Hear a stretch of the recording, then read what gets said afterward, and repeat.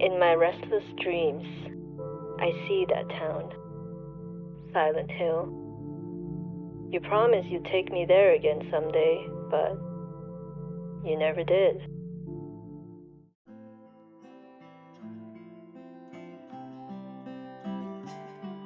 I got a letter from my wife. It said I kept neglecting to review Silent Hill 2. That's impossible. My wife doesn't play video games. Could she really have sent it? I guess I don't have much of a choice anymore. I finally have to do it, don't I?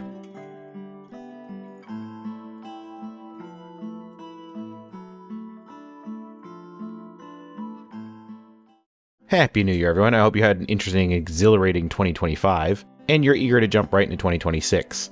It's a new year and a new era for the channel, so I thought I'd start things off with a bang and do something big to start off the new year for this channel. I've covered so many horror games on this channel and so many PlayStation 2 games, and I figured, what a great way to start things off by doing what I always do. But this time, to ad nauseum in really long format. After all, everyone loves hearing me ramble about old PS2 games for long periods of time, my wife included.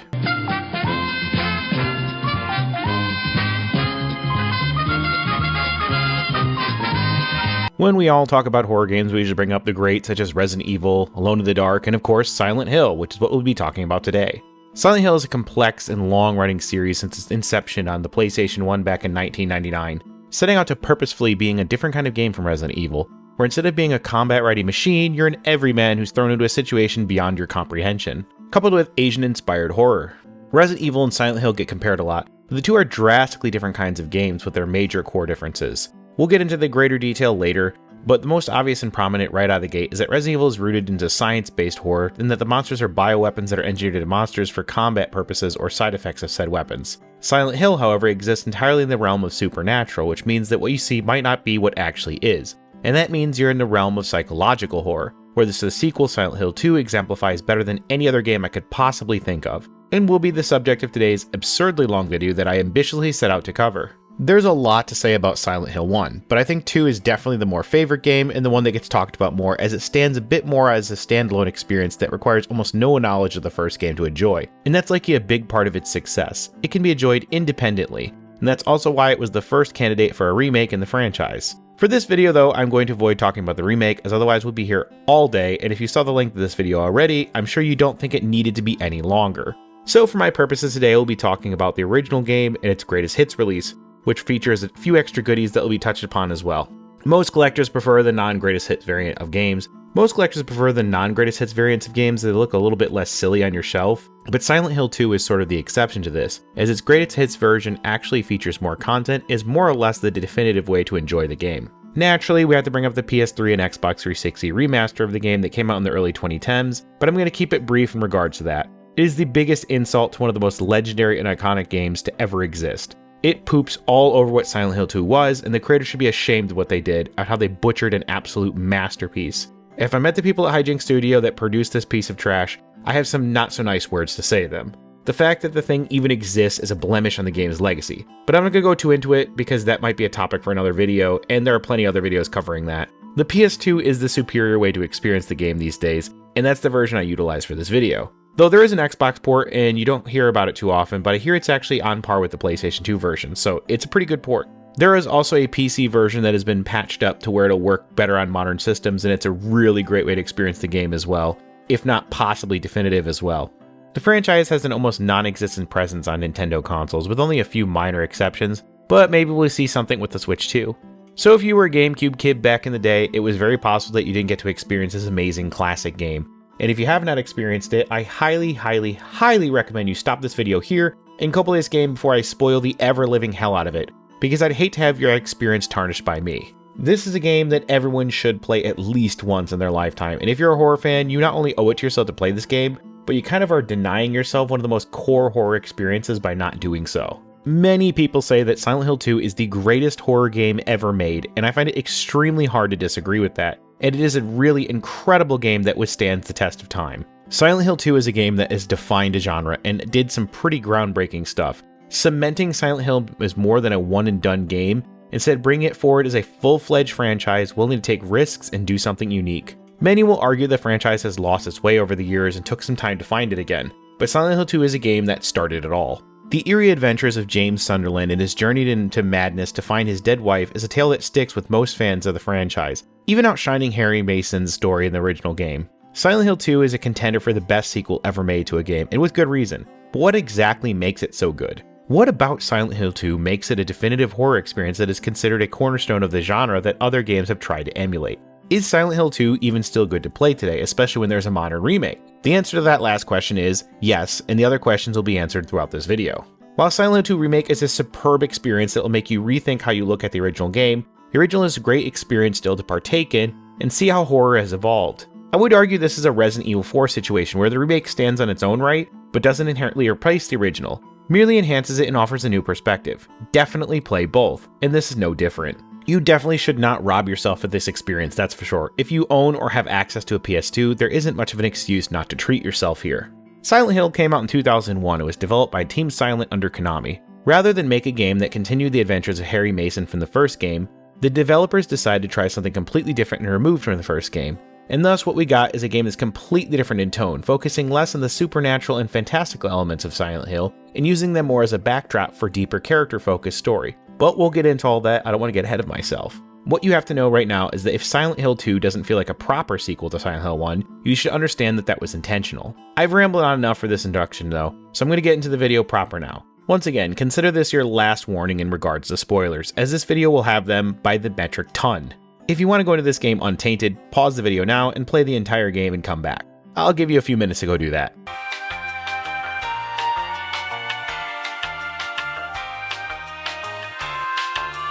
Okay, if you're still watching, I can ensure that you won't remain unspoiled past this point. Let's get into it.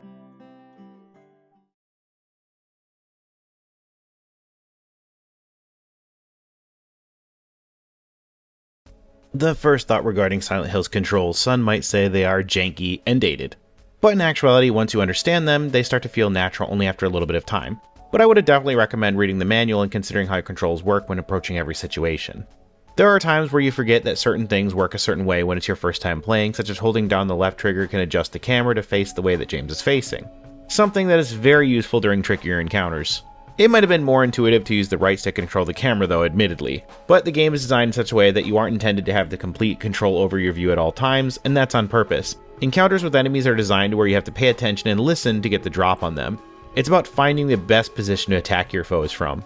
Admittedly, there are a few cheap shots from time to time, and their first time playing you might find yourself exhausting more bullets than necessary until you find out about the stomp attack. That is a minor complaint that I have. The stomp attack, which finishes off down enemies, isn't something that you're explicitly told about, but it's your most effective means of taking out foes once they bow down before your might after putting enough bullets in them or whacking them with your stick a few times. Without it, you'll find yourself wasting 10 or even 12 bullets on a single enemy, so make sure you take advantage of it. It kind of reminds me of the knife in Resident Evil 4, in which you use it to finish off enemies on the ground, and it's an ammo-saving godsend. Blessed is the knife, blessed is James's mighty foot. You're an inspiration for birth control. Combat in Silent Hill has a little bit of similarity to the OG Resident Evils, and that's only on the surface level though. There is a larger focus on melee weapons in this franchise, so much so that the more recent entry, Silent Hill F, has exclusively had only melee as an option. Guns still feel good, but they're simplified. You aren't getting specific model numbers or different variants of each guns with different stats or custom parts to improve them. Nope, you got your standard handgun, shotgun, and your high-powered rifle. If you're hoping for some kind of upgrade system, sorry, you're out of luck here, but don't let that deter you. There's still physics to the guns after all though, such as the shotgun having a slow fire rate and doing more damage up close. You have to really consider if a single shot will bring an enemy down or not, because when you're loading the next shell into the chamber, you could be standing there taking a hit. The rifle I find myself only ever releasing for boss fights, as ammo for it is very scarce, but it does massive damage. When it comes to enemy variety though, there aren't too many monsters to use your weapons on, as the game will throw a lot of the same enemies at you over and over, but to be honest, it's hard to notice that on your first playthrough, as the enemies are just so strange and weird to look at that you'll find yourself too fascinated to even notice this shortcoming. Everything feels strange, odd, and just fantastical at times, but we'll get more into that later in the video. Silent Hill is more about the exploration and everything than the game aids that, right down the inventory system.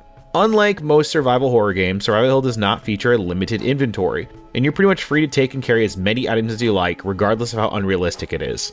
There's no backtracking to pick up a key item you couldn't grab solely because you used up your 6 inventory slots, so you can focus all your effort on exploring. And that is where we get to talk about the map system in Silent Hill. It's probably one of my favorite map systems in gaming for a very good reason.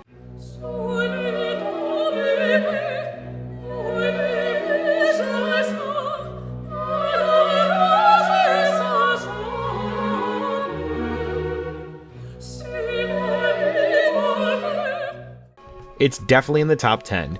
Your map gets marks placed upon it as you explore, as James makes notes of where you've already been and points of interest. This is a huge feature for me, because it means the game is not just going to have you walk around and wander around aimlessly, trying to remember the layout where you just were, and check doors that you've already been in. It makes sure that you don't need to try a door again, as it'll mark the door that can never be opened and ones that are only locked. While a mini-map would have been semi-helpful to tell which way you're oriented, I found pulling out the map constantly check where I should go check next is a fun experience because I could see the updates in real time. It's a nice little touch and it trains you to enter a new area and prioritize finding the map, which is usually located not too far from the entrance. That's the best thing about Silent Hill, really. Points of interest or importance are meant to stand out and draw your attention to them without painting yellow paint all over them. Save squares are big red squares that sort of resemble a notepad, and maps are often just a piece of paper that is conveniently placed within the light just enough to be noticeable, aided by the fixed camera angle making it the focal point of the room most of the time. I will admit though, if you're less experienced with horror games, you may want to pay a very close attention when exploring rooms, because admittedly, on my first playthrough, I missed a key or two sitting on a table or a counter solely because I didn't notice it was there. So while the game does try to make it obvious where you should be looking, every now and then it does fail to attract your attention where it needs to be. When it comes to combat though, you have one primary means of predicting an encounter which is approaching, and that is your radio. A device that'll start to have a static sound when enemies are close by and increase when their proximity is closer to you. You needn't worry about darkness either, as your flashlight is infinite, shy of an instance where you need to put a new battery in it and at a specific point in the story, and not because you just used it too much, which I am thankful. So it's not another Corpse Party Blood Drive situation, which thank God, because anything that makes a game similar to Corpse Party Blood Drive is inherently a bad thing. Unless your end goal is to ruin a franchise's legacy and jump the shark, in which case it's exactly what you want to go for. Next, we have to talk about the environment design, starting with the most obvious, the fog. I think I have said this in other videos, and I'm pretty sure every single person who's ever reviewed a Silent Hill game has said it as well before, but the fog is a quintessential component of Silent Hill's flavor and formula, and it spawned out of the console's limitations for the PlayStation 1, where the render distance wasn't too far, so the fog was used as an excuse for that, and it just sort of stuck. It makes it so that things just off in the distance are not discernible, and it works for suspense. And again, I am probably not saying anything that anyone hasn't said before, but the fog really does make Silent Hill this mysterious place where you never really get a good look at what you're looking at. But despite the fact there's a lot of thought and detail put into the world you're exploring, it's a good idea to look around, as an area that seems completely out of way and pointless could house valuable resources, research notes relevant to the backstory, or fun little discoveries that give some kind of context clues to the history of the place. If you follow the beaten path, you'll miss so much of what Silent Hill has to offer, and you'll likely find yourself resource-starved in the later half of the game. Mechanics blend into design as exploration rewards with resources and backstory, so you really gotta take it all in and appreciate it. It's a game you definitely want to take your time.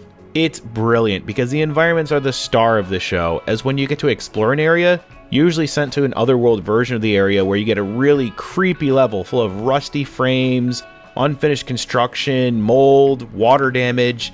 It makes the town go from looking abandoned to just flat out haunted. The environments are probably one of my favorite things about Silent Hill 2, as when you start to understand the story, they really add to the context.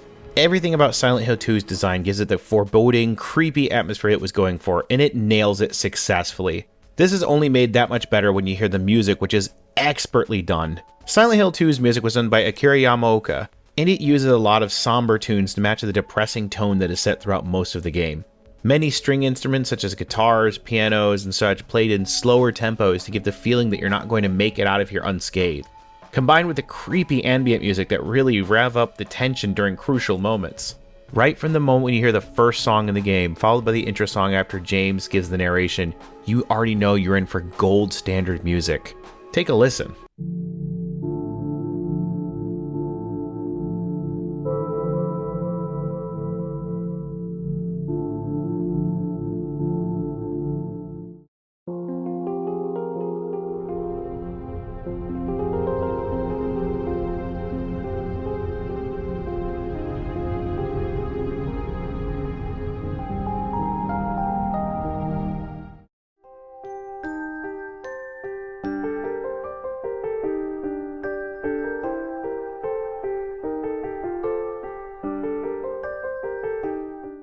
Silent Hill 2 definitely contributed many pages to the book of game design, and while it does show its age in some places, such as where you switch from being pre-rendered cutscenes to the in-game graphics, it's far from the most jarring thing I've seen in a game, and I played some pretty terrible games in my day, that's for sure. It's still good to look at even in 2026, unless you're really picky about visuals in games to the point where you demand every game be Unreal 5 levels of graphic fidelity because you lack imagination. Silent Hill 2 will look very nice. That's what's really cool about these older games in general. Your imagination fills in the blanks. They're not these huge gore fests, but instead they make you really think about what you're looking at. I think modern horror games have spoiled us a little bit, because our expectations for creepy and scary things on screen are now so high that we find ourselves unimpressed unless the most terrifying thing we've ever seen in our entire life is staring back at us from our television screens. Boobies. Vaginas. It's important to sometimes go back and appreciate where we've been so we can truly appreciate where we currently are. Sometimes implications are stronger than actual visuals, and Silent Hill 2 is a great example of that. So much is only implied, and it's up to you to figure out what it means. So that meaning is made all that much more disturbing because it's you who arrived at the conclusion and not the game explicitly stating it. Or you get Corpse Brotherly Blood Drive where they spend hours explaining every little detail no one cares about. Pick your poison.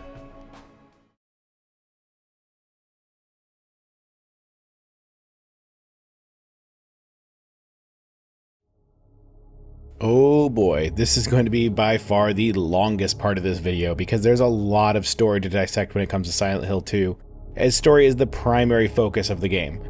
I'm going to try my best to analyze what's going on here without going into pretentious levels of detail, but also not just only to go to surface level. Where do you even begin with Silent Hill 2 though? That is the question. How do we start analyzing such a deep and layered story? Well, to begin, the best thing to do is look at it in chronological order. You play as James Sunderland, recent widower to Mary Sunderland, who dies of an unnamed illness 3 years ago. But as luck would have it, James gets a letter from Mary saying she is waiting for him at Silent Hill, their special place that they visited years prior. James, of course, finds it ridiculous that a dead woman would send him a letter, but his undying desire to see her again compels him to go anyway. Throughout the entirety of his journey, James regularly reminds us that he sees the fact that he's even wasting his time doing this as a pointless venture. That is sort of the whole point, though. We're given a guy to play as who is a stark contrast from other horror games. You're not some gun-toting badass or someone on a quest to help the innocent. Instead, you're possibly a delusional man looking for his dead wife, and you're fully aware of how absurd this quest actually is. It sets a specific tone from the start that your adventure might end up with a happy ending or even accomplish anything, right down to the somber opening music.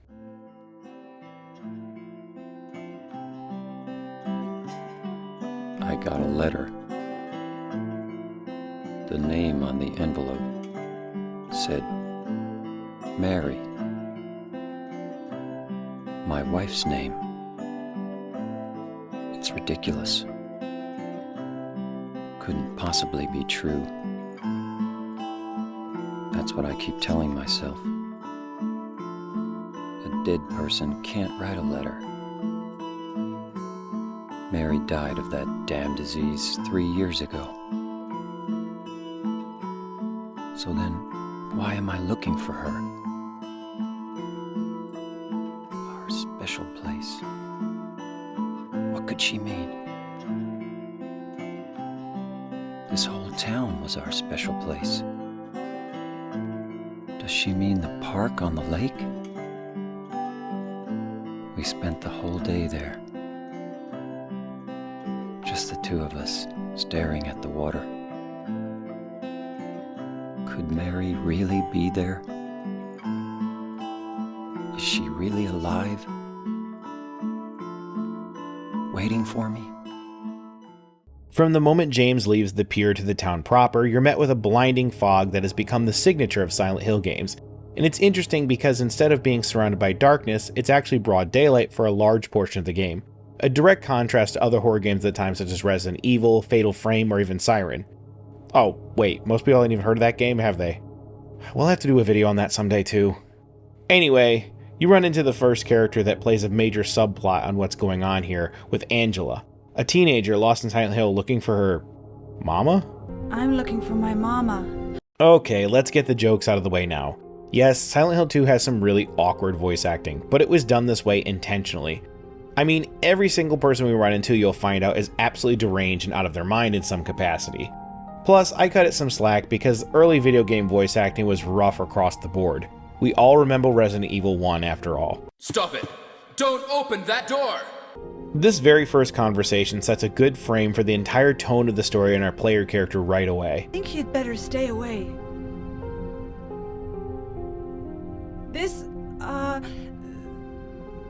This town, there's something wrong with it. It's kind of hard to explain, but... Is it dangerous? Maybe. And it's not just the fog, either. Okay, I got it. I'll be careful. I'm not lying. No, I believe you. It's just... I guess I really don't care if it's dangerous or not. I'm going to town either way. But why? I'm looking for... someone. James sounds defeated, and like he doesn't really care about what happens to him. He's not on a noble quest, but a senseless one. He pays little mind to his own safety, and it's demonstrated throughout the entire game. As James doesn't really show much in the way of overreaction throughout most of the game.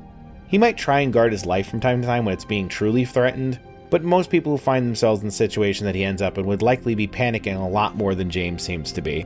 Angela is also a particularly interesting character that we'll get into more later, but she emits sort of a childish whimsy in her initial appearance, while sort of trying to pull the more mature aura that she appears to be grasping onto rather than actually maintaining. Right away you can tell this is a girl that's a very troubled individual. I also have to admire how the camera work for these conversations feels very cinematic. The sequence from the graveyard where James meets Angela is actually a decent trek to the town, and that's all intentional. Silent Hill does a lot of build-up and anticipation make you feel at edge at all times. You're not thrown into the action and given weapons start bashing skulls in. Instead you have to absorb the world a little bit and take your time to explore, and that's what you basically end up doing a lot of the early game. Just poking around the town looking for any points of interest, picking up notes and possibly healing items for later. It's several minutes in the game before you even see the first enemy that you can fight, and even then you don't even get to fight it instantly either. It's not until you encounter the abandoned tunnel that the real action starts.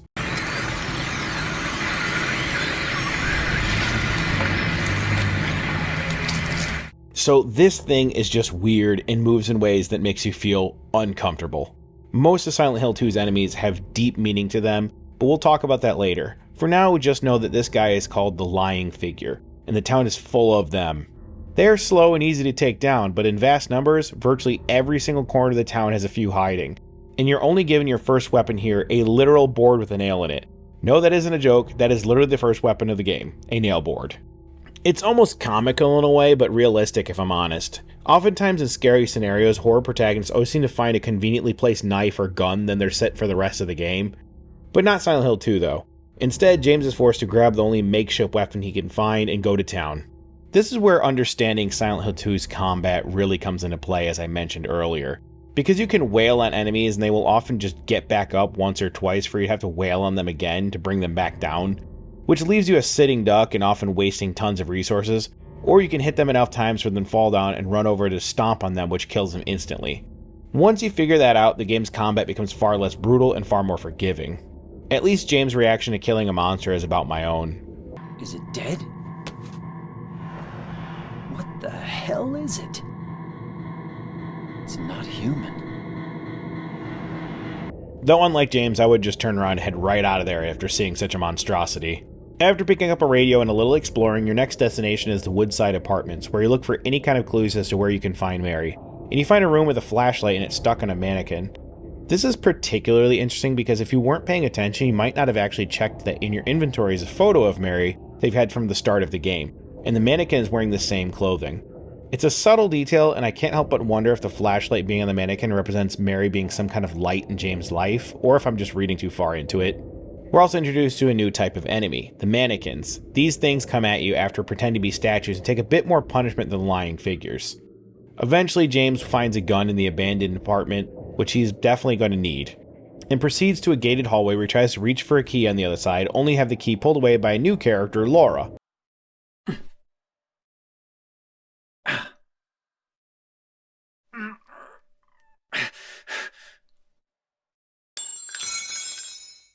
Ow!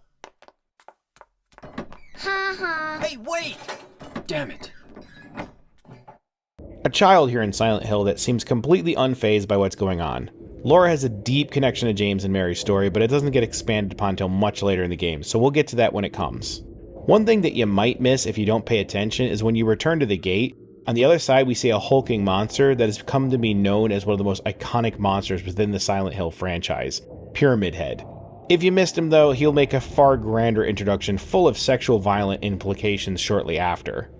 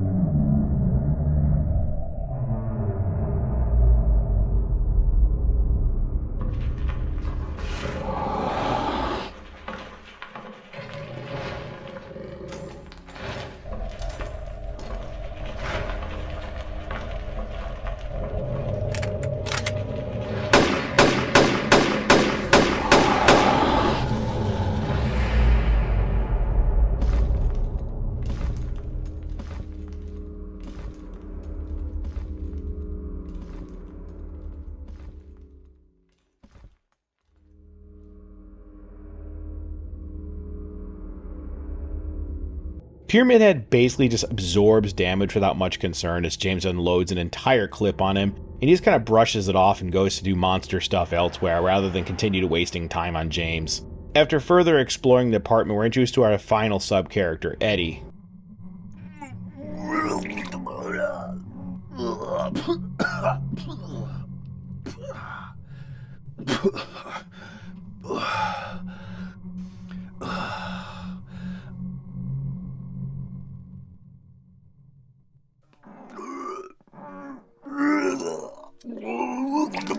It wasn't me. I didn't do it. Do what? I didn't do anything. I swear. He was like this when I got here. My name's James. James Sunderland. Eddie. Eddie. Who's that dead guy in the kitchen? I didn't do it. I swear I didn't kill anybody. You're not friends with that red pyramid thing, are you? Red pyramid thing? I don't know what you're talking about. Honest. But I did see some weird-looking monsters. They scared the hell out of me, so I ran in here. Well, I guess this place isn't too safe either. What happened here anyway? I told you, I don't know. I'm not even from this town. I just...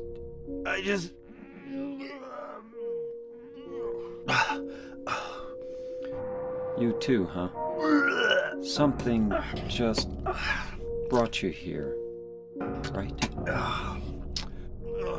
Yeah, you could say that. Well, whatever it is, I think you better get out of here soon. Yeah, you're right. What about you? I'll leave as soon as I'm done here. Eddie, be careful. James, you be careful too.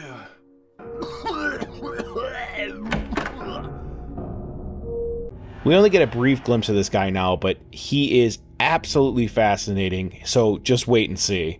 After a bit of exploring and make it through a window to enter the building next door, James encounters Angela again for a rather awkward exchange where you can see Angela showing some level of suspicion towards James.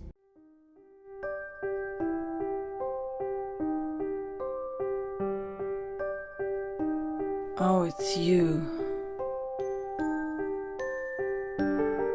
Yeah, I'm James. Angela. Angela. Okay.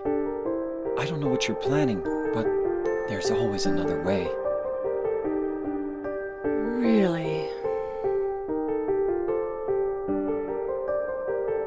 But you're the same as me. It's easier just to run.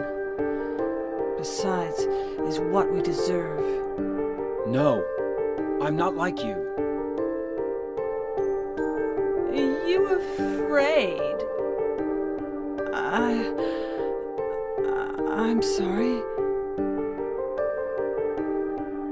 It's okay. Did you find your mother? Not yet. She's not anywhere. Did she live in this apartment building? I don't know. So, all you know is she lived in this town. What did you say?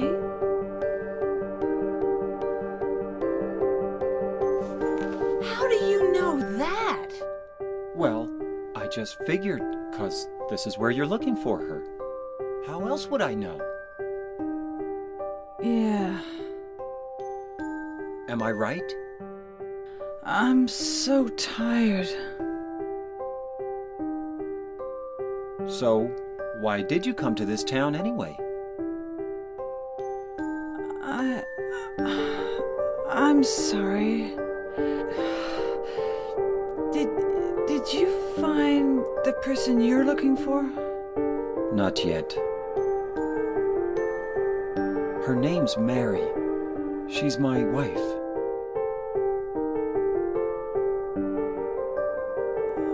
I'm sorry. It's okay. Anyway, she's dead. I don't know why I think she's here. She's dead?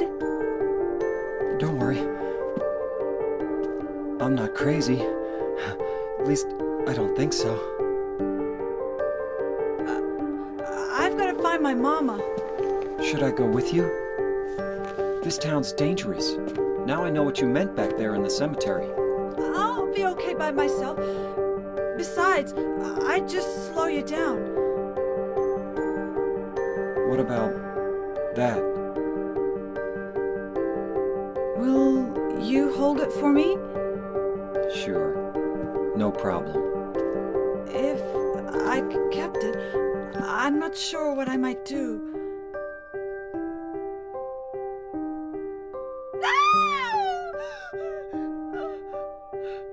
Oh, I'm sorry. I feel bad. Please don't.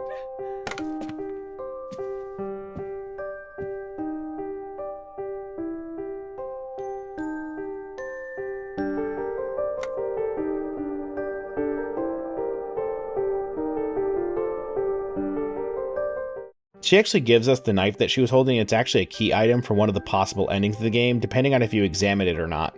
What begins to give us sort of a clue to her character, though, is how she reacts when James tries to take the knife from her, where she freaks out and only after coming to her senses abandons it and flees. The atmosphere of this encounter is only aided by the excellent music score that accompanies it. It's not long before James manages to find his way to the bottom levels of the apartment, where he encounters Pyramid Head once again, this time for the first proper boss fight with him.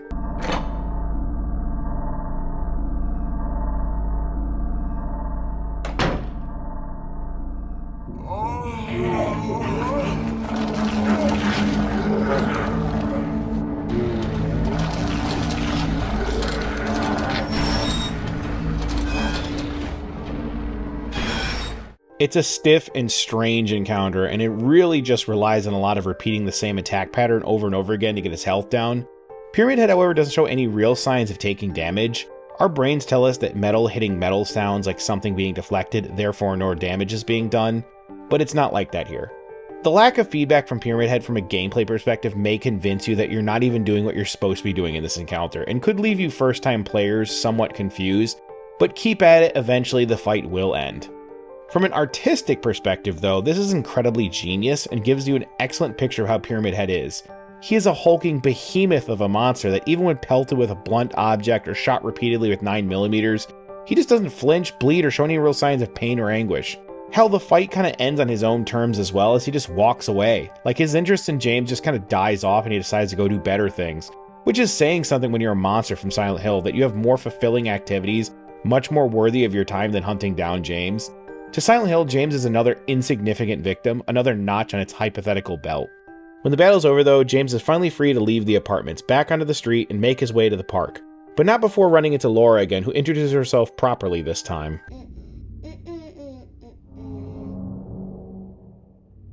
You!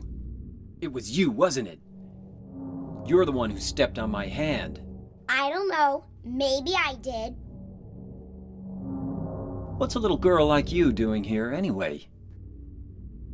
Huh? Are you blind or something? What's that letter? None of your business. You didn't love Mary anyway. Wait! How do you know Mary's name? Once that's over, he runs into our final character of this story, and one of the most important ones.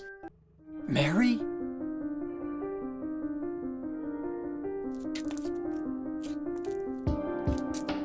No, you're not. Do I look like your girlfriend? No, my late wife.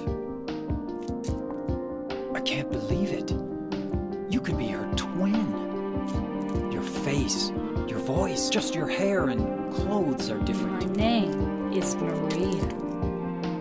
I don't look like a ghost, do I? See? Feel how warm I am? You're really not Mary. I told you, I'm Maria. Sorry. I was confused. Where are you going? I'm looking for Mary. Have you seen her? Didn't you say she died? Oh yeah, 3 years ago. But I got a letter from her. She says she was waiting in our special place. And that's here? Anyway, I haven't seen her. Is this your only special place?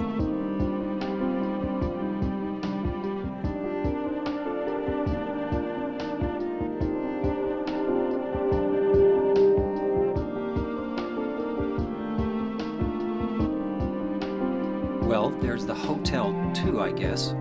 The one on the lake? I wonder if it's still there. The Lakeview Hotel? Yeah, it's still there. So the hotel was your special place, huh? I'll bet it was. Don't get so mad. I was just joking. Anyway, it's not that way. It's this way.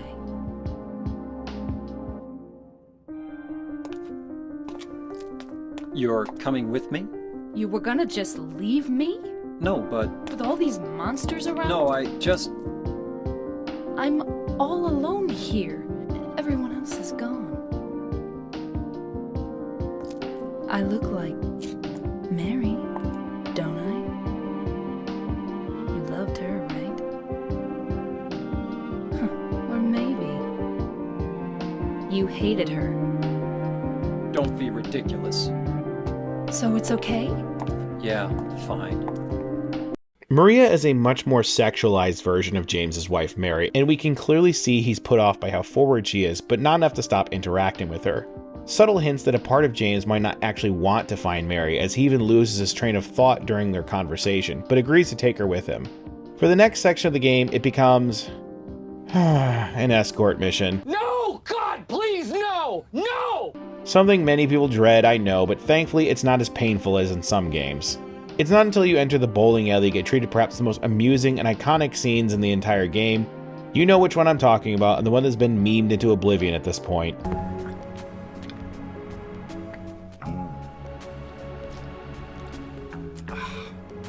Eddie?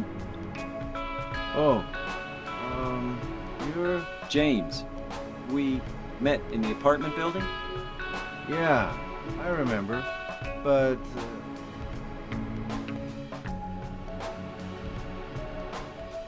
Are you alone here, Eddie? No.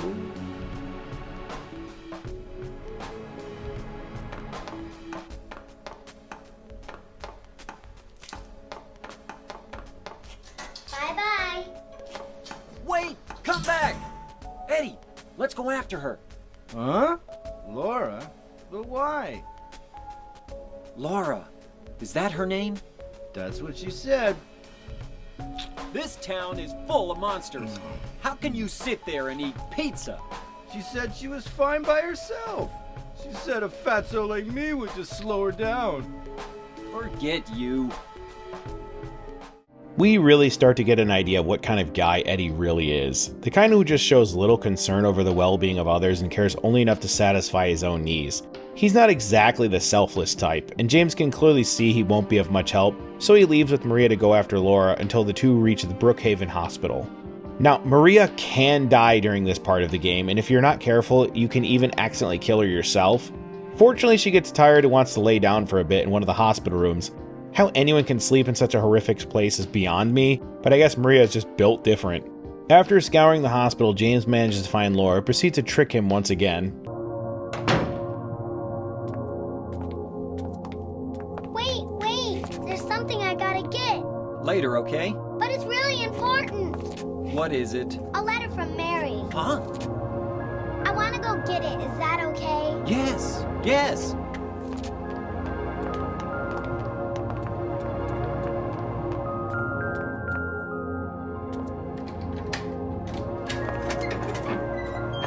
Come on, hurry up. Is it in there?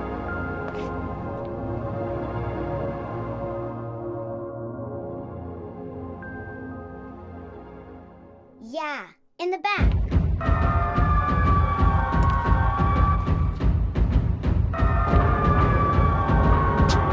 What are you doing, Laura? It's further back, in the desk.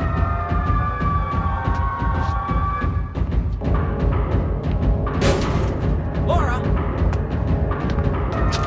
What are you doing?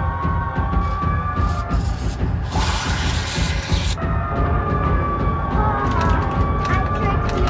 Open the door, Laura. Why should I? I'm a liar, right? Want me to open it? Huh? Do ya? What's the magic word? Laura? Okay, I guess I won't open it. I think I'll leave you a You snotty little brat! Open up! bit. Why? You. Laura?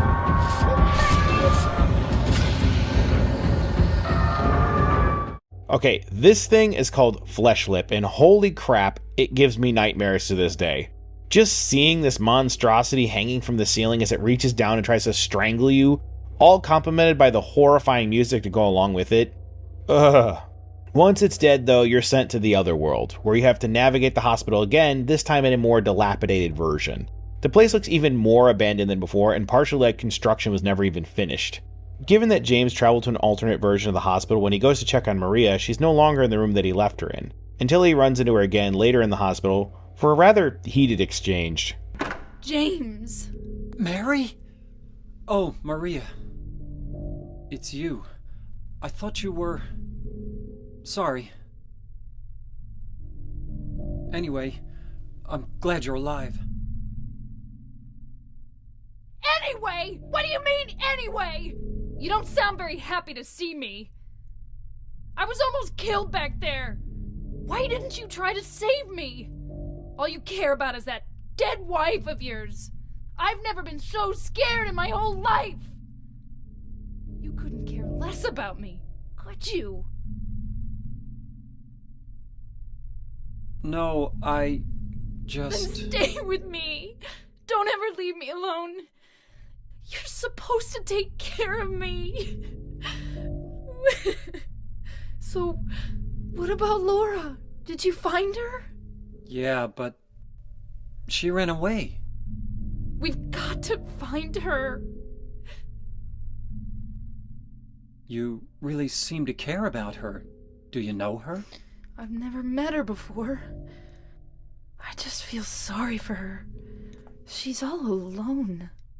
And for some reason, I feel like it's up to me to protect her. The dynamic between Maria and James is an interesting one, as Maria is clearly a somewhat mysterious and dominating figure, but she's trying to appeal to James with a submissive facade. It's difficult to talk about this without being too controversial, so I'll preface what I'm about to say next with the following. This is only a perspective and not my actual thoughts on the matter. I think the idea here is that Maria pretending to be submissive and gentle is a strategy to try and mask her more intense personality. A lot of women get the idea that men wouldn't find them attractive if they're too much, as it were. So they try to adopt a more docile persona. It's not something I agree with, but I do believe it actually happens. There's a lot of pressure in society to try and fit in after all. It's amusing though because Maria struggles to even maintain this facade. Perhaps it's a message about how it is difficult to keep a lie going, and that eventually your true self comes out. I could be misreading it, but if I'm not, it's a pretty powerful social commentary. This is all exemplified more when you ask Maria to help you open a fridge only a few minutes later, where she actually insults James's masculinity for even suggesting that she assist him. Give me a hand here. Come on. You're supposed to be the big man around here.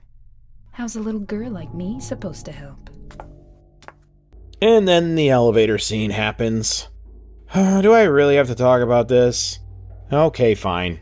So, when you get to the elevator, you're treated to the quiz show that tests your knowledge of the things you've seen up to this point and see how well you've been paying attention. If you get all the questions right, you're treated to a cache with ammo and healing items, but if you get it wrong, you take damage.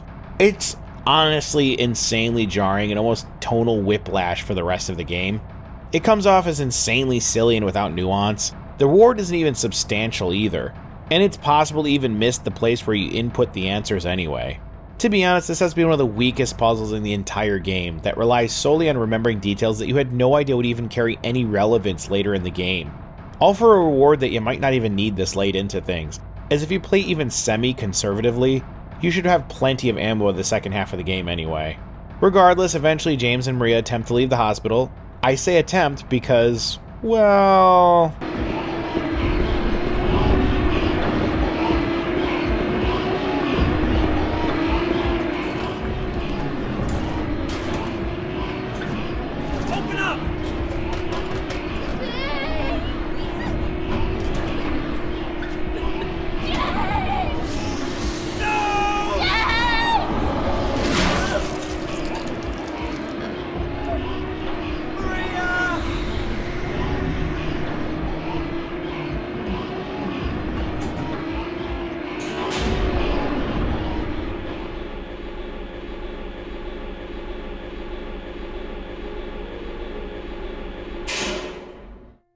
The somber piano tune that plays during this part still gives me chills to this day. It's all artistically so perfect, setting the mood for the scene.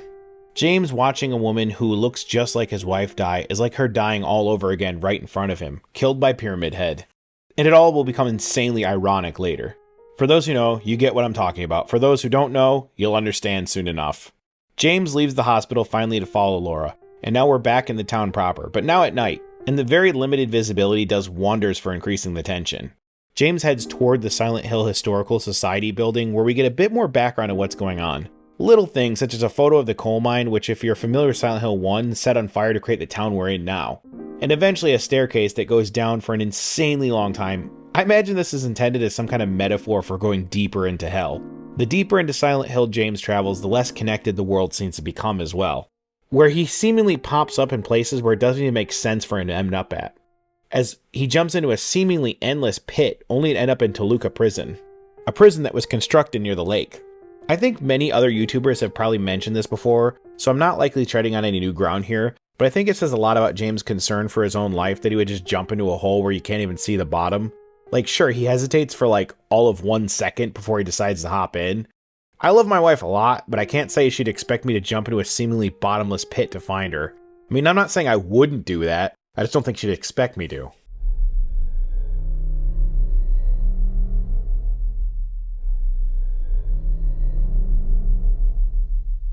Killing a person ain't no big deal. Just put the gun to their head. Pow.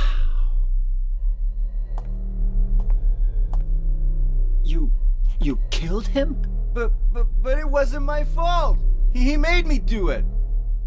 Calm down, Eddie. Tell me what happened. That guy, he had it coming. I didn't do anything. He just came after me. Besides, he was making fun of me with his eyes, like that other one. Just for that, you killed him? What do you mean, just for that? Eddie, you can't just kill someone because of the way they looked at you. Oh yeah? Why not? Till now I always let people walk all over me. Just like that stupid dog. He had it coming too. Eddie? I was just joking, James. He was dead when I got here, honest. Anyway, I gotta run. You're going out there alone? Yeah. Eddie? Okay, Eddie's descent into madness is insanely eerie. Just the opening of this conversation shows that Eddie has almost completely lost it, even questioning why it's not okay to just kill people who look at you funny. It's only after Eddie sees James's reaction that he has a brief moment of sanity and realizes that he may be making James think ill of him, and he plays the entire thing off as a joke, which in and of itself is even more concerning behavior on his part. Eddie exemplifies the idea that most people who are sociopaths are often intelligent enough to know that such behaviors are not socially acceptable, and know enough to feign emotion toward a situation to try and blend in and hide their sociopathic tendencies. It's clear that Eddie has been being picked on his entire life, and he's finally able to fight back and do something about it, but he chooses a path of extremism. It's a message about bullying and how it can often end with violent results. We as the player are left to question if Eddie is even telling the truth about the corpse in the room, as it's never truly revealed, but we can surmise that there's a very real possibility that he actually was responsible.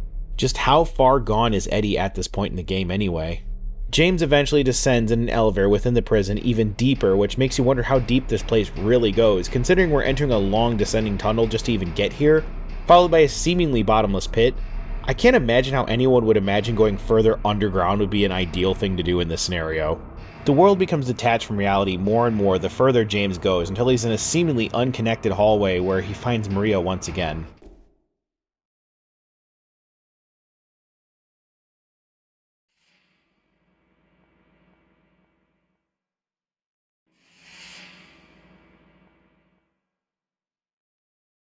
You're alive!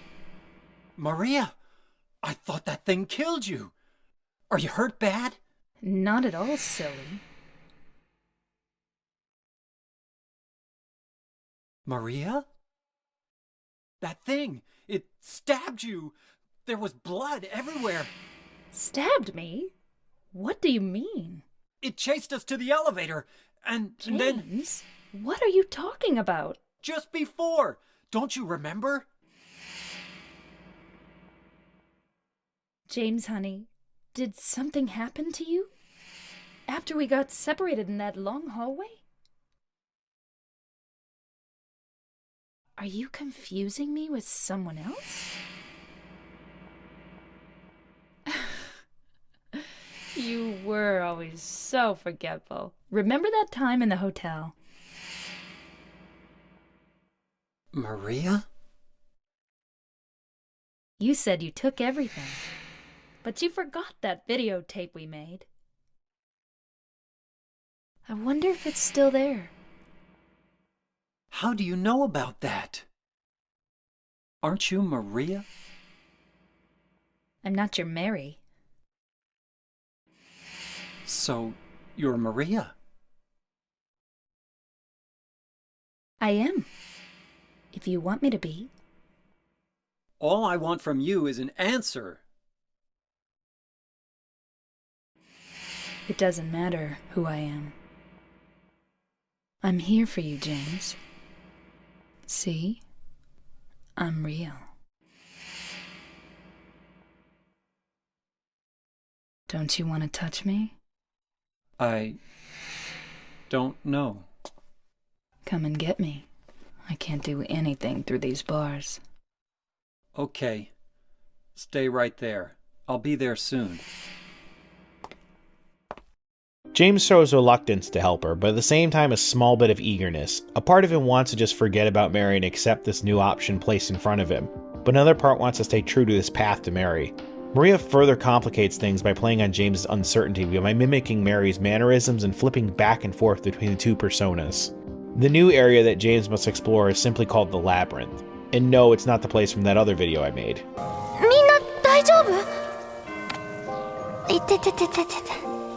I think what's really weird about this, you can find a place which is presumably Pyramid Head's chamber where you can even pick up his comically large knife.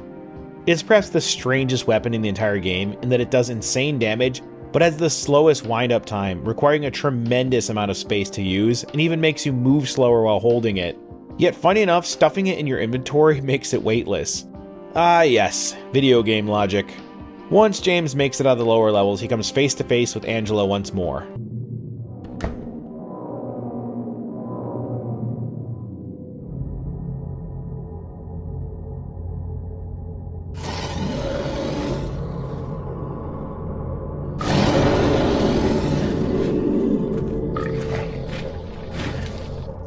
Okay, wow, there is a lot to talk about here. So now things have become very clear as to what's happening with Angela this entire time. The abstract daddy, and yes, that is the monster's name, definitely represents the sexual violence she faced at the hands of her father, and it explains her hesitation to trust James. Her fear of men stemming from a horrific past from the betrayal at the hands of her own father, violating her ways that are unimaginable.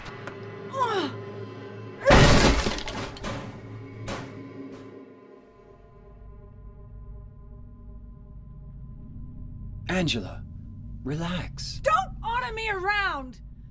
I'm not trying to order you. So what do you want then?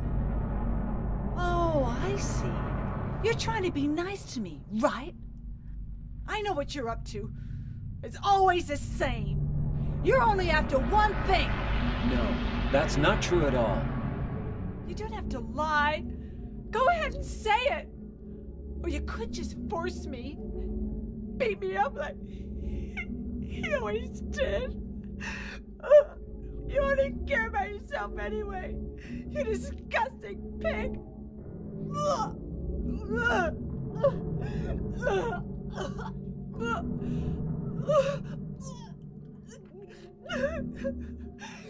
Angela. Don't touch me! You make me sick.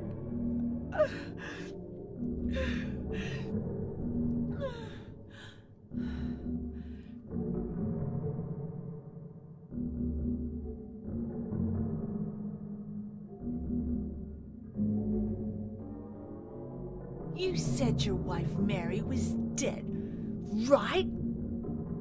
Yes. She was ill. Liar! I know about you. You didn't want her around anymore. You probably found someone else.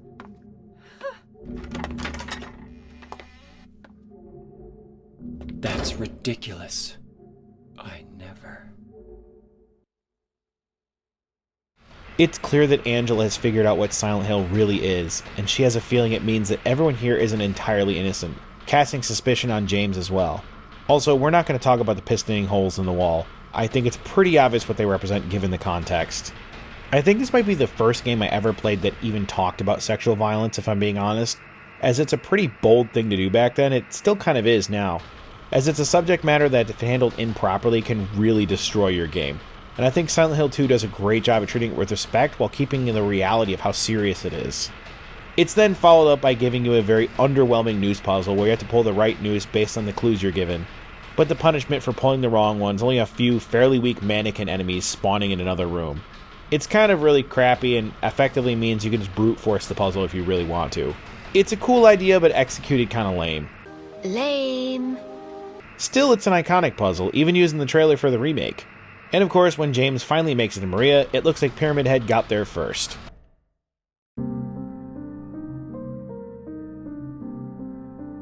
Maria? Maria? Maria, no! What happened to you? Why?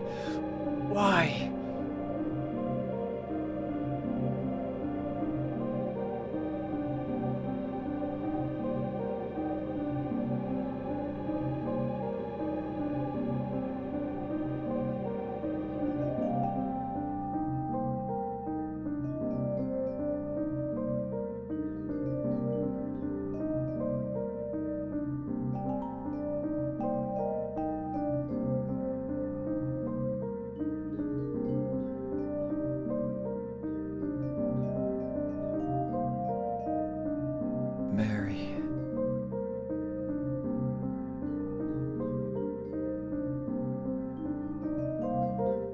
James instantly has flashbacks to Mary in his mind, as she had died in a hospital bed.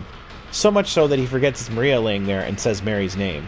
I have more to say about the scene, but I can hold off until the end because the rest of the story becomes clear. I can explain a lot of the things that's been happening. For now, though, we finally get our last meeting with Eddie.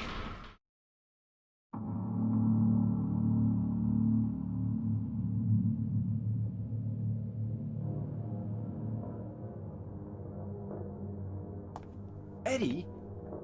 What are you doing? What does it look like? He always busted my balls. You fat, disgusting piece of shit. You make me sick.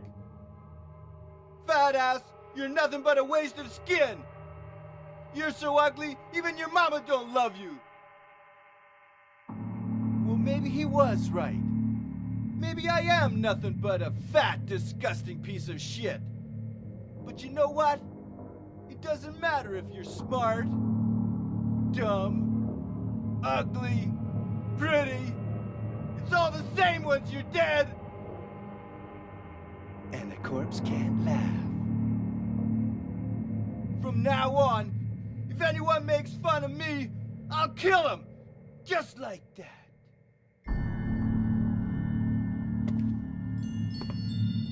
Eddie, have you gone nuts? I knew it. You too. You're just like him, James. Hey, I didn't mean anything. Don't bother. I understand. You've been laughing at me all along, haven't you? Ever since we first met. I'll kill you, James! Eddie has become completely unhinged at this point. We now know the full scope of what really happened to Eddie. He spent much of his life being bullied and mistreated until he finally snapped, killing a dog and shooting a football coach. It's honestly a pretty good allegory for violence breaking out in schools when kids are mistreated to a point where they see violence as the only means of escape. Eddie has already crossed that point of no return, and Silent Hill called to him because a part of him knows he is wrong, but he clings to justification for his actions rather than taking responsibility for them.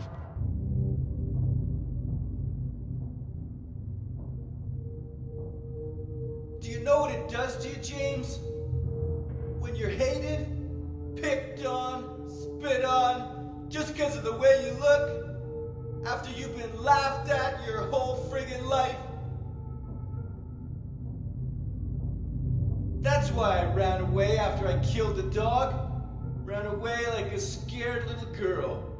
Yeah, I killed that dog. It was fun. It tried to chew its own guts out. Finally died all curled up in a ball. Then he came after me. I shot him too, right in the leg. He cried more than the dog.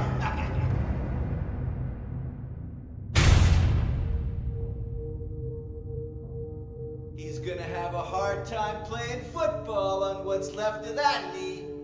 You think it's okay to kill people? You need help, Eddie. Don't get all holy on me, James. This town called you too. You and me are the same.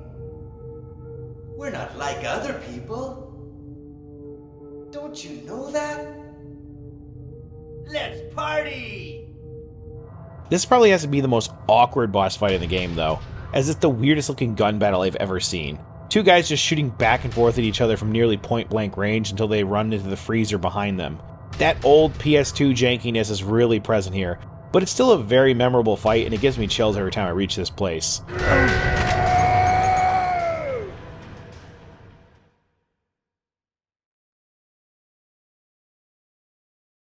Eddie? Eddie?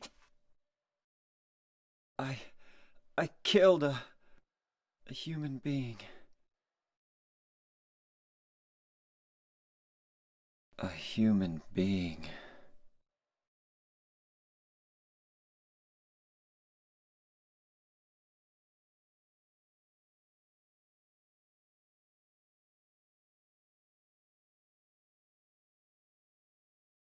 Mary.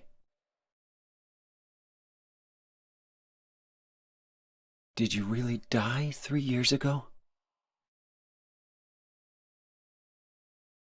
I want you to remember this scene for later. But now we must head toward the final area of the game. But first we need to get into a rowboat and cross the lake. This part is another iconic scene, but it has some people split on how they feel about it. On one hand, it feels somewhat somber and fitting, just quietly heading into the foggy unknown until you find the hotel. But on the other hand, this goes on for entirely too long, and it's pretty easy to veer slightly off course, in which you'll have to just keep checking your map and sort of guesstimating where you are and what direction you should head. You're seeing it all at increased speed, by the way, but this part can take several minutes of just holding a joystick, looking at nothing. So it really depends on your own feelings regarding it. I think it sets the atmosphere, but yeah, it does kind of drag on a little too long. What you're really looking for here is a light in the distance, and when you see it, you head toward that light and you arrive in the Lakeview Hotel. The same hotel that James and Mary had been to years prior, and the same hotel where the videotape that Maria had mentioned they left behind is waiting. Your final objective now is to gain access to the room you had previously stayed in and get that tape. To do this, you'll need to solve a music box puzzle in the main atrium. Once James enters the hotel dining room, though, he runs into Laura once more. Did I scare you? Yeah, you did.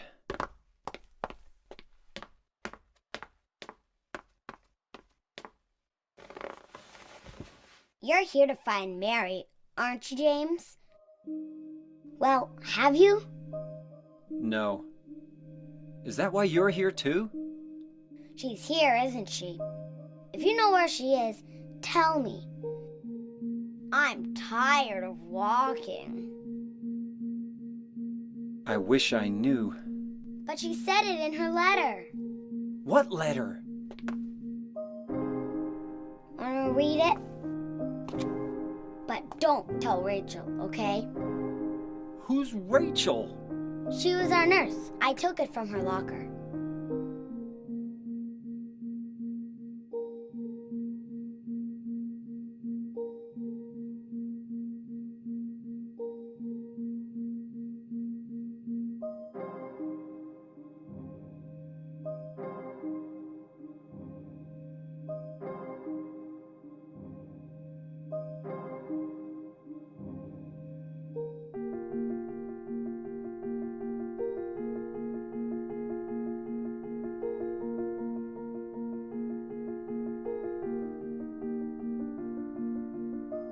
Laura, how old are you? I turned 8 last week. So, Mary couldn't have died 3 years ago. Could she really be here? Is this the quiet, beautiful place she was talking about? Me and Mary talked a lot about Silent Hill. She even showed me all her pictures. She really wanted to come back. That's why I'm here. Maybe you'll get it if you see the other letter. The one Mary... Huh? I must have dropped it. Laura! I gotta find it. Laura! Laura and Mary had a deep connection, so deep that Mary saw herself adopting Laura when she got better. But sadly, it never happened. Laura turns out to be just a little girl looking for the woman she saw as her mother. The letter confirms that Mary was alive until only a few weeks ago, not the 3 years ago that James keeps thinking. But why does he think this if the truth is actually a few weeks ago? Well, the truth comes after James solves the puzzle of the hotel, makes it to the room where he and Mary stayed, and views the tape where everything starts to make sense.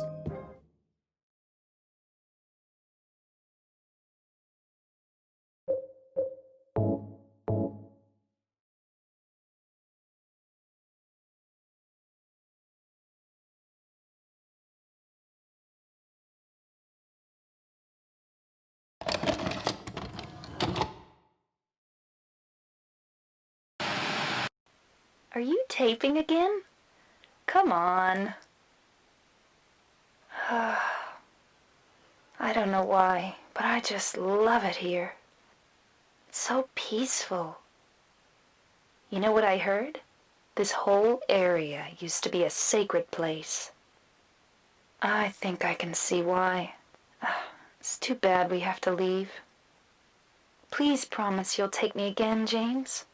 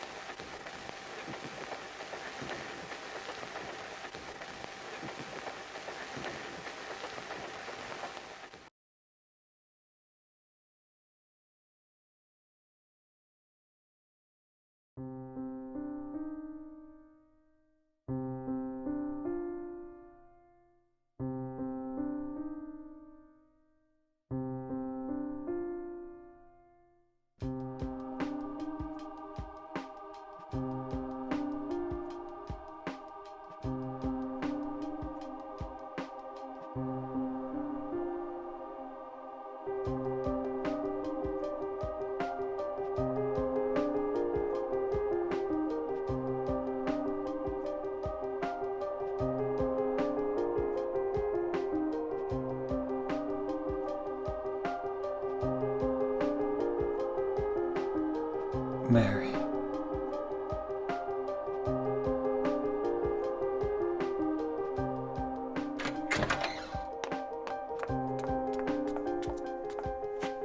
So there you are, James.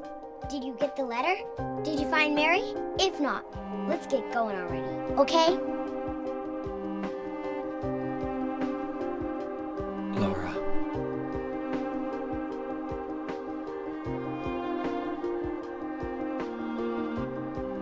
Mary's gone. She's dead.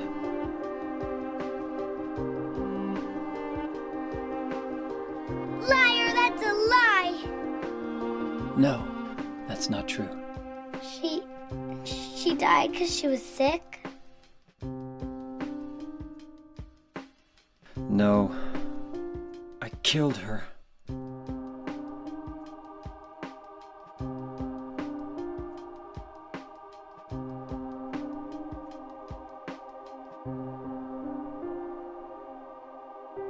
You killer! Why'd you do it? I hate you! I want her back! Give her back to me! I knew it! You didn't care about her! I hate you, James! I hate you! I hate you! I hate you!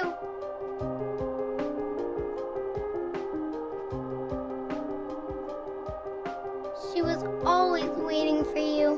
Why? Why?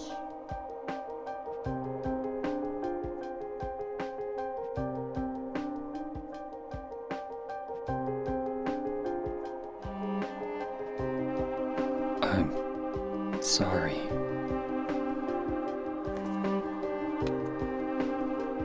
The Mary you know isn't here.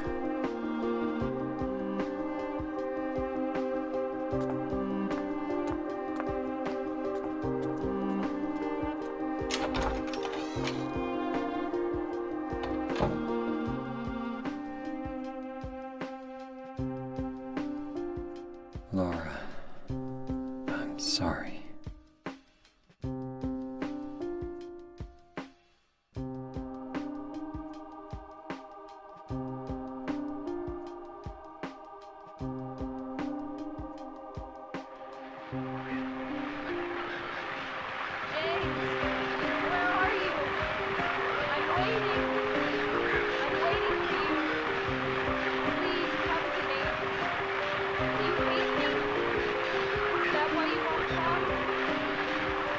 That voice!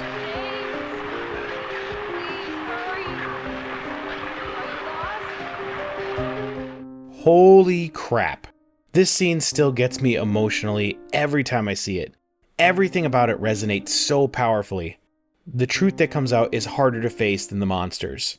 Mary didn't die 3 years ago. She died recently.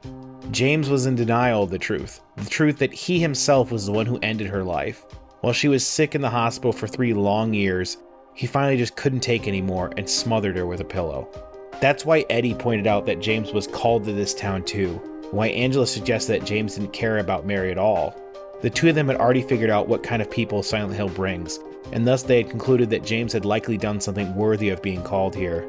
If you actually look at the letter from Mary you got from the beginning of the game, it becomes blank by this point. Because the reality is, there was no letter. Just another trick by Silent Hill calling James in to punish him for what he had done. James's reaction to Laura's words is very telling too. He doesn't fight her, he doesn't push back, he's merely sitting there taking it. Hearing a child say they hate you hurts, especially when that child was seen as a daughter figure by your wife. But James doesn't do anything about it because James realizes he hates himself too. He doesn't even stop her from hitting him. He just looks down, defeated, as she swings at him. He had become a broken man who accepts his punishment for what he had done and doesn't try to justify it to her. He sits there defeated until he hears Mary call to him once more, bringing him to the final section of the game, where the town itself begins to break down. Doors begin leading to random places, paths don't make sense anymore, implying that Silent Hill's power over James is starting to weaken as he begins to accept the truth. We can hear the echoes of the past, hearing James's attempts to help Mary when she first got sick, now she began to lash out at him in her final days. But her reactions are merely the words of someone who's afraid. Afraid of death that lurks right around the corner. As he makes his way toward trying to leave, he runs into Angela one final time.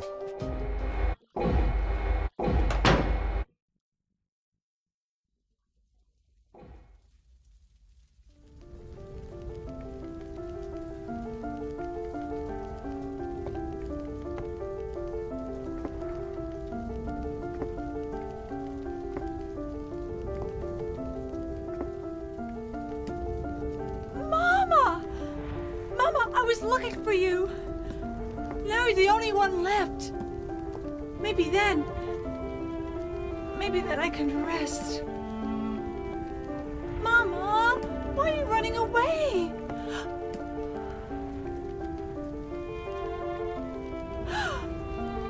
You're not my mama. It's you. Oh, I'm sorry. Angela, no.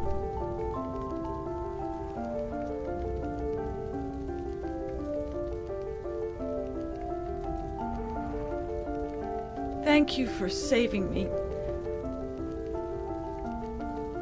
But I wish you hadn't. Even Mama said it. I deserved what happened. No, Angela, that's wrong.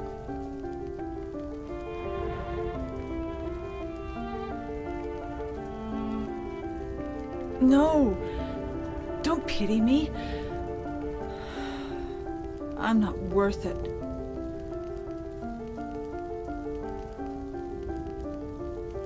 Or maybe you think you can save me. Will you love me? Take care of me? Heal all my pain?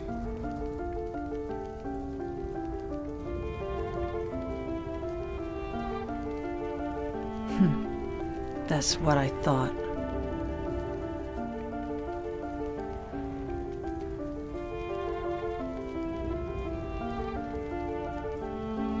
James, give me back that knife. No, I won't. Saving it for yourself? Me? No, I'd never kill myself.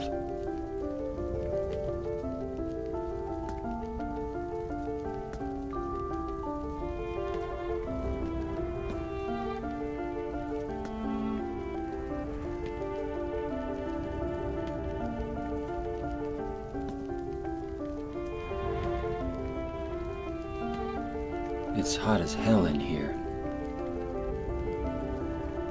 You see it too. For me, it's always like this.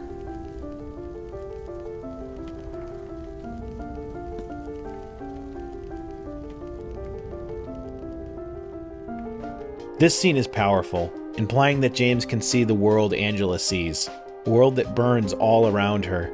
Angela has given up hope. She finds herself unable to continue living. She'd hoped that killing her father to end the torment he put her through would end her suffering, but she found herself unable to heal. She felt helpless and that no one could heal her pain, not even the death of her abuser.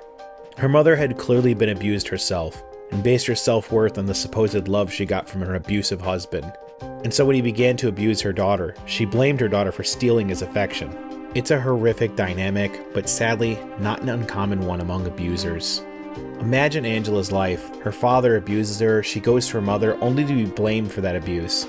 The two people were supposed to protect her from harm not only harmed her, but made her believe that such harm was of her own doing.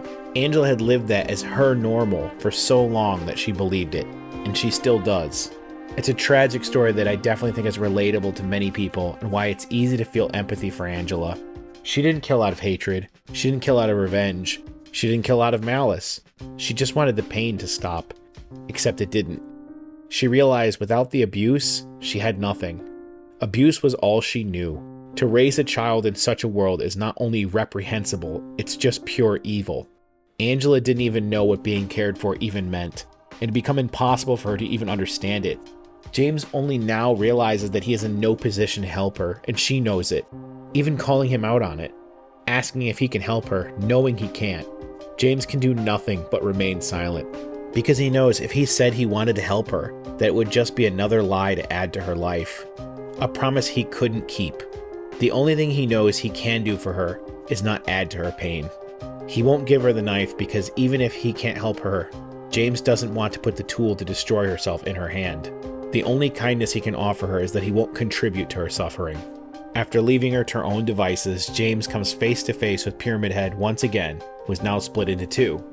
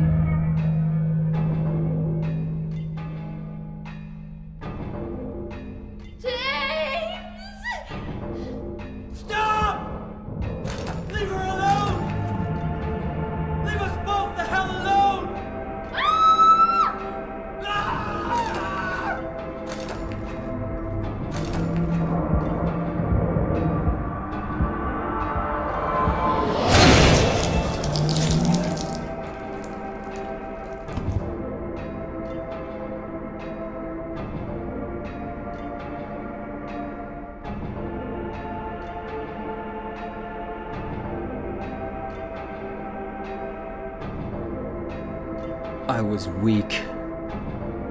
That's why I needed you. Needed someone to punish me for my sins. But that's all over now. I know the truth. Now it's time to end this. So if it wasn't completely obvious by now, Pyramid Head is a manifestation of James's own desire to punish himself, as is everything else in the town. He felt guilty for what he had done, but he couldn't face the truth. After taking on both of the Pyramid Heads, the fight ends after enough damage is done to them, where they impale themselves. I think this is symbolically meant to represent James' acceptance of his crime. But there is one final thing he must face, and it waits for him at the top of the hotel.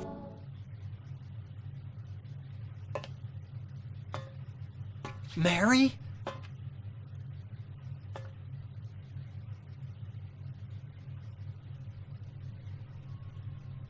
When will you ever stop making that mistake? Mary's dead. You killed her. Maria? It's you. But I don't need you anymore. What? You must be joking. But I can be yours. I'll be here for you forever. And I'll never yell at you or make you feel bad.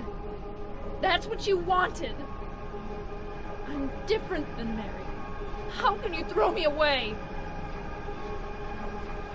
I understand now. It's time to end this nightmare. No! I won't let you. You deserve to die too, James!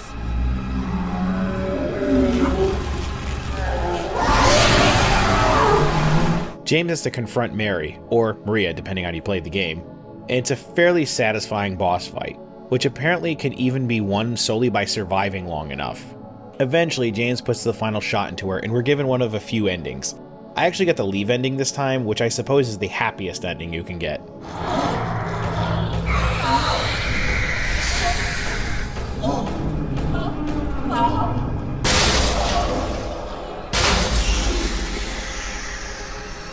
James.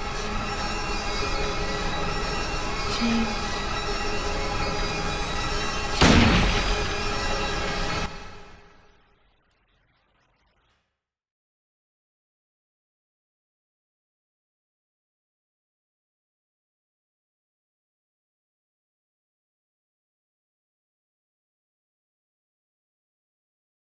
Mary?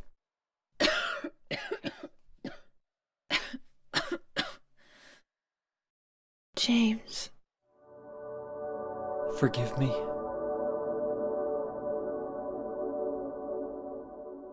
I told you that I wanted to die, James. I wanted the pain to end.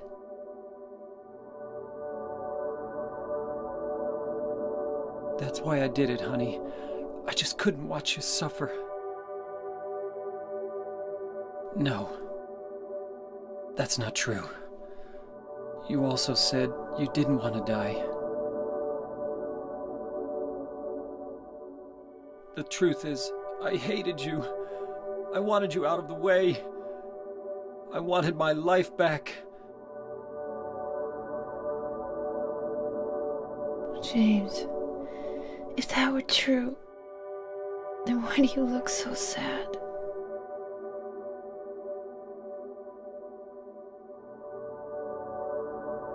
Mary? James. Please. Please do something for me.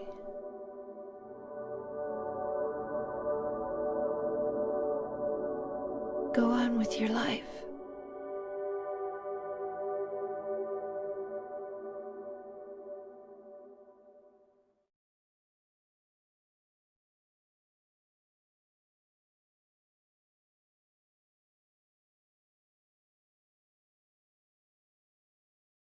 In my restless dreams, I see that town.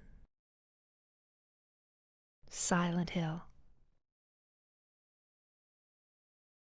You promised you'd take me there again someday, but you never did. Well, I'm alone there now, in our special place, waiting for you.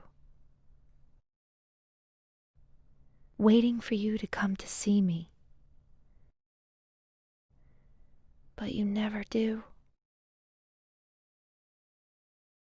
And so I wait, wrapped in my cocoon of pain and loneliness. I know I've done a terrible thing to you. Something you'll never forgive me for. I wish I could change that. But I can't. I feel so pathetic and ugly laying here, waiting for you. Every day I stare up at the cracks in the ceiling, and all I can think about is how unfair it all is. The doctor came today. He told me I could go home for a short stay. It's not that I'm getting better. It's just that this may be my last chance. I think you know what I mean. Even so, I'm glad to be coming home. I've missed you terribly. But I'm afraid, James. I'm afraid you don't really want me to come home. Whenever you come see me, I can tell how hard it is on you. I don't know if you hate me or pity me, or maybe I just disgust you. I'm sorry about that. When I first learned that I was going to die, I just didn't want to accept it. I was so angry all the time, and I struck out at everyone I loved most. Especially you, James.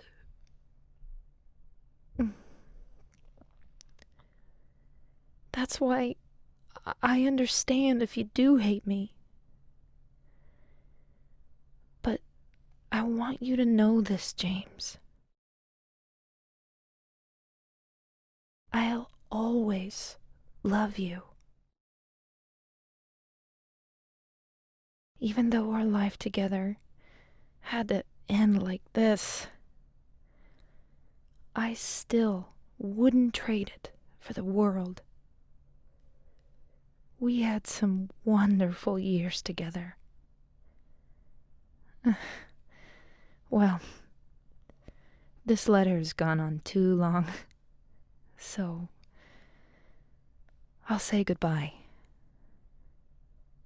I told the nurse to give this to you after I'm gone. That means that as you read this, I'm already dead. I can't tell you to remember me, but I can't bear for you to forget me. These last few years since I became ill, I'm so sorry for what I did to you. Did to us. You've given me so much, and I haven't been able to return a single thing. That's why I want you to live for yourself now. Do what's best for you, James.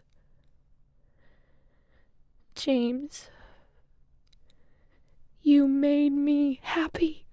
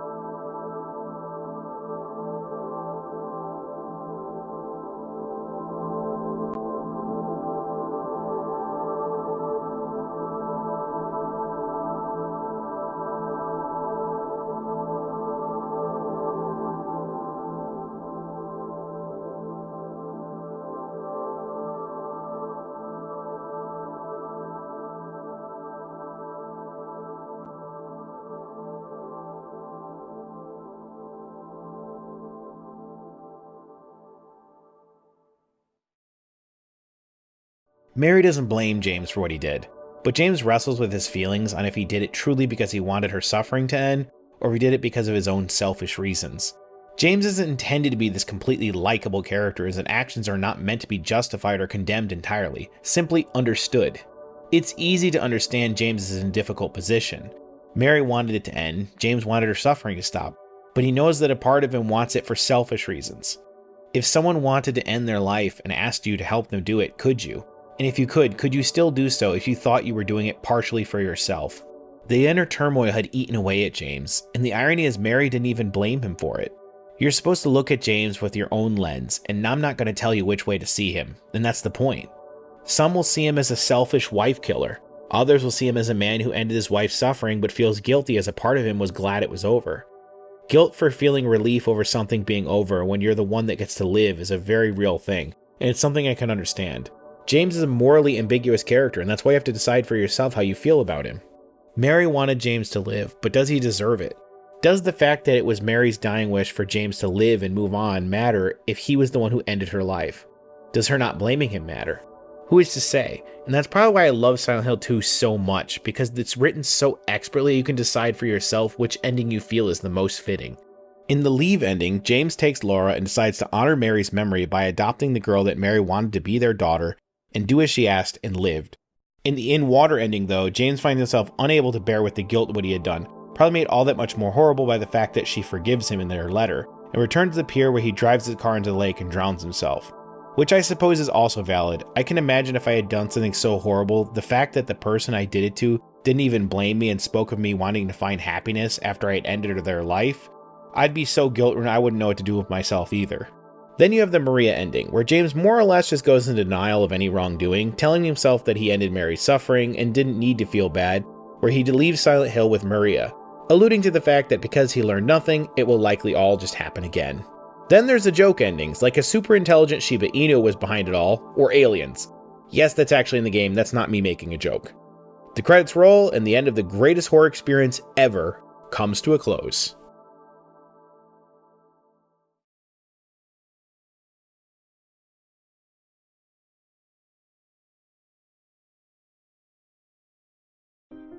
Outside of your standard replay value solely because this game is just so good that you want to play it again, Silent 2 has a plethora of other reasons to play it again. For starters, you have many different difficulty options that even can change the puzzle difficulty to give you a fresh experience solving puzzles of the game, and a chainsaw weapon on New Game Plus that takes down most enemies in a single hit. The other reason, of course, would be to try and get the different endings, such as if you wanted to get the Leave ending, you have to do so by taking as little damage as possible, healing when your health is low rather than walk around with low health, and little things like not looking at Angela's knife in your inventory. Then you have the secret endings, like the dog ending and the UFO ending, which require you to find unique items that can only appear on New Game Plus, and using them in specific places. They're joke endings, but they can be super amusing to get. I won't spoil them too much so you can get some enjoyment in finding them yourself. You may also want to play again, try to look for more details that you may have missed now that you're familiar with the story and understand things you saw earlier in the game might take on a whole new meaning. One final thing to talk about though is the greatest hits version of the game includes a second sub-scenario where you play as Maria, acting as somewhat of a prequel to the game. It's not particularly long, but it follows the story of Maria exploring the Baldwin Mansion and adds a little bit more Silent Hill to your plate in case you were itching for more, which I'm sure most people would be after playing such an iconic and fantastic game. Realistically, I find myself going back to Silent Hill from time to time to experience the amazing story all over again, and I find myself usually blown away every single time at how expertly they crafted this game. This was a game that had heart and soul poured into it, before they butchered it on the PS3 remaster, which we're not going to talk about because again, I'm not going down that rabbit hole as it would easily add another hour to this video's runtime. I could talk about the remake from 2024, but we really got to move on.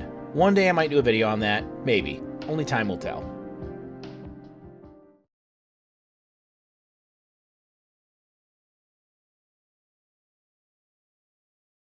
So how long has this video gone on for? I honestly couldn't tell you because while I'm recording the audio for the script, I have no idea how long it'll actually end up being. But I'm guessing it's somewhere over the 1 hour mark.